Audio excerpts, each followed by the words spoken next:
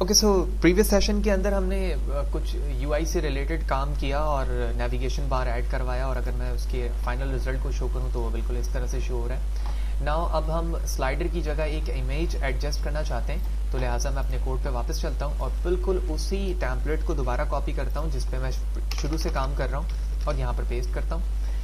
Paste करने के बाद इस एरिया को हम यहाँ से हटा देंगे, और यहाँ से हटाने के बाद मैं एक डिव ओपन करता हूँ, और डिव ओपन करने के बाद हम इसे क्लोज करते हैं। इसको एक आईडी असाइन करता हूँ और आईडी नाम रखता हूँ स्लाइड, और इस डिव के अंदर हम एक इमेज बनाते हैं। तो इमेज बनाने से मुराद ये है कि हम इमेज लेते हैं और ब्राउज करता हूँ और कोई भी एक इमेज ले लेता हूँ, दिस वन, ठीक है।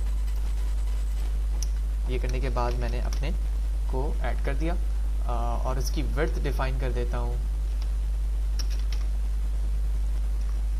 800।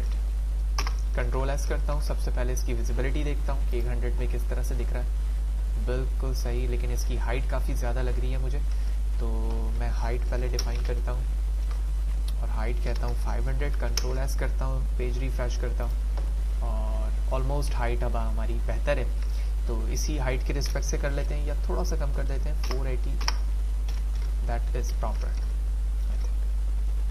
तो दैट इज़ ग्रेट। तो ये बिल्कुल सही है। अब इस स्लाइडर की प्रॉपर्टी में मैं इससे अप्लाई करके इसे सेंटर पे लेकर आऊँगा और उसमें अंदर कुछ प्रॉपर्टी ऐड करूँगा ताकि ये लेआउट पे एज अ स्लाइडर दिखे मुझे, क्योंकि जब हम आगे जाएंगे तो उसमें स्लाइडर की तमाम प्रॉपर्टी ऐड भी करवा सकें। तो स्लाइडर को CSS में मैंने कॉल किया है, और इसके CSS में जो चीज़ें कॉल की जाएंगी, सबसे पहले तो मैं इसकी CSS में भी विड्थ डिफाइन कर देता हूँ, तो 800 पिक्सल। सिमिलरली बॉर्डर बनाते हैं हम इसके, तो बॉर्डर के लिए 3 pixel solid green, okay. Now padding लेते हैं इस पे हम 10 पिक्सल अराउंड। इसी तरह बैकग्राउंड कलर, तो बैकग्राउंड कलर होपफुली हमें दिखेगा नहीं, लेकिन फिर भी हम इसे ले लेते हैं यहाँ से, ठीक है।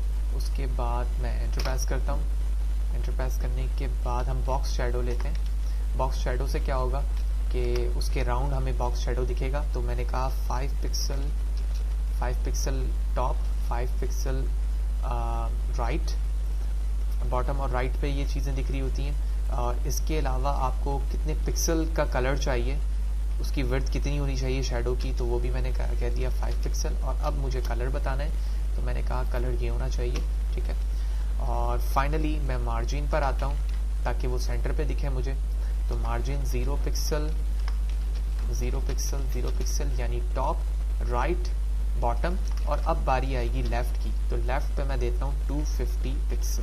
कंट्रोल एस करता हूँ, जूम आउट करूँगा, वेब ब्राउज़र पे जाऊँगा, पेज को रिफ्रेश करूँगा, तो आप देख रहे हो कि बैकग्राउंड कलर की वजह से, क्योंकि आपने CSS में इसकी विड्थ बता दी है, तो लिहाजा वो इतनी विड्थ में आ रहा है। तो मैं एक काम करता हूँ, CSS से विड्थ हटा देता हूँ, कंट्रोल एस करता हूँ, पेज रिफ्रेश करता हूँ। कुछ गलती हो रही है आई थिंक, CSS पे मुझे सेव करना होगा। ओके, तो एक काम करते हैं कि जो प्रॉपर्टी एक्चुअली मैं लगा रहा हूँ डिव पे, और इमेज पर प्रॉपर्टी है हाइट और विड्थ की, ये तो जो चीज़ें इमेज पर मौजूद हैं वही मैं डिव पे लगा देता हूँ। तो जो चीज़ें यहाँ पर मौजूद है मैं यहाँ पर पेस्ट करता हूँ और उसके बाद इसकी विड्थ करता हूँ 800।